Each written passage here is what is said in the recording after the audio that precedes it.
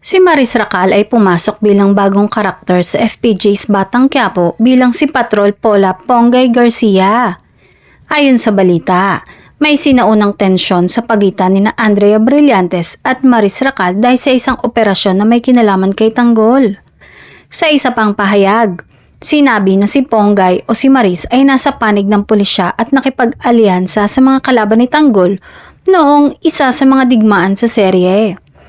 Si Baron Geisler din ay kabilang sa bagong cast ng Batang Quiapo at may posibilidad na maging kakontradiksyon o ka-interaction ni Maris.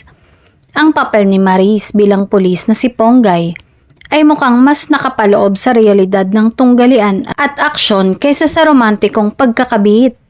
Mukhang ito na ang magiging bagong ka-love team ni Tanggol sa hinaharap.